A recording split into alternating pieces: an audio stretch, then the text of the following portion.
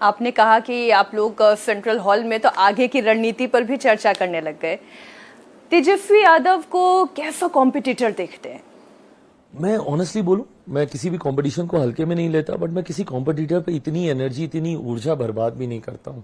मैं positive manifestations में विश्वास रखता हूं। किसी को डाउनसाइज करके, किसी को छोटा आंक के मैं बड़ा दिखूं, मेरी कतई ये सोच नहीं है। पर हाँ, अपनी खुद की लकीर इतनी बड़ी करना चाहता हूं कि बाकी अपने आप नीचे हो जाए।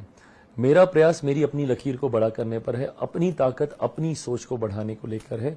दूसरे अपना प्रयास कर रहे हैं, मैं अपना प्रयास कर रहा हूँ।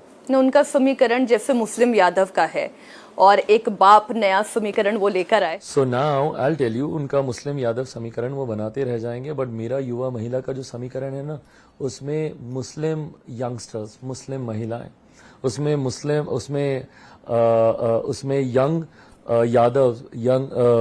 यादव महिलाएं, ये सब हम लोग के समीकरण के साथ जुड़ेंगी। मैं जाति की नहीं, मैं जमात की बात करने आया हूँ। मैं और जमात में भी मैं युवाओं की एक बड़ी जमात, महिलाओं की एक बड़ी जमात की बात करने आया। युवा हूं, अगर मैं उनकी बात नहीं करूंगा, उनमें भी अगर मैं बंटवारा करूंगा, उनमें भी मैं बांट दूं कि तुम यादव हो, तुम मुस्लिम हो, तो क्या मतलब है 21वीं सदी में? ऐसे में समावेशी विकास की सोच के साथ आगे बढ़ रहा हूं। आपने भविष्य की राजनीति की बात की। आपने प्रधानमंत्री के सम्मान में ये तक कहा कि मैं उनका हनुमान हूं। तो हनुमान ने कोई चाह रखी, कोई इच्छा रखी? कतई नहीं। अब अगर इसको लिटरल सेंस में भी लें तो हनुमान के भगवान राम के प्रति सिर्फ समर्पण भाव था। कहीं किसी उसमें ये कहीं इस बात का जिक्र नहीं है कि जहां हनुमान ने भगवान श्री राम से कुछ मांगा हो। उन्होंने सिर्फ उनका प्यार और स्नेह मांगा था। मुझे भी बस मेरे प्रधानमंत्री जी का प्यार स्नेह मिलता है।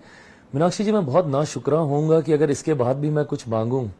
एक सांसद वाली पार्टी को विश्वास करके प्रधानमंत्री ने 5 सीटें दे दी, ये बहुत बड़ी बात है। आज से 3 साल पहले चिराग पासवान खुद कहीं से चुनाव लड़ पाएगा कि नहीं, इस पे भी प्रश्न चिन्ह था। मेरी पार्टी तो बहुत दूर की बात है, और वो भी पार्टी छीन ली गई। सिंबल नहीं, नाम नहीं, कुछ नहीं। मुझे पता भी नहीं कि नई पार्टी कैसे बनाते हैं, क्या करते हैं। वहां से मैंने शुरुआत की थी। ऐसे में यहां तक आया हूं, ये अपने में बहुत बड़ी बात है। इसके बाद भी लालसा रखूं तो लालच होगा वो।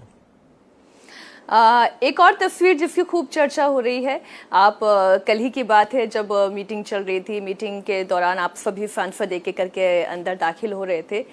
कंगना भी पहुंची, वो भी फर्स्ट टाइम पार्लियामेंटेरियन है। पॉलिटिक्स में तो आप उनके सीनियर हैं। ग्रीटिंग्स एक्सचेंज हुई।